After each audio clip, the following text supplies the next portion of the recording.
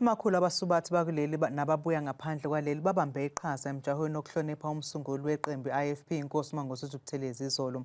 Lo mjaho usuke enquthu wayophelela eDandi.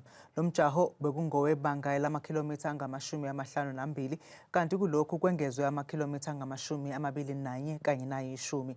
Lo mjaho uhlelwe umasipala wesifunda umzinyathi ubambisene nowasenquthu. Ngale kokuhlonipha umntwana wakaphindangene uphinde ukhangise ngalabo masipala ababili uthuthukisa namabhizinisi endawo. Owakalonyaka uphinde wanqotshwa ngonsindiso omphakathi owabesifazane wanqotshwa nguShelmit Muriyuki waseKenya.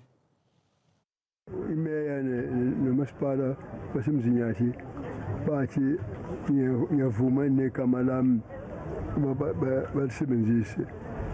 Lokho kungenza ngithobeke kakhulu uma besho isizathu sokuthi lokho bakwenza ngoba bethe bafuna ukukhohlwa lokho abakubuka sengathi kwaba iminikelo kuyonke leminyaka nami ngigijima ngisebenzela isizwe sakithi nezwe lakithi eSouth Africa.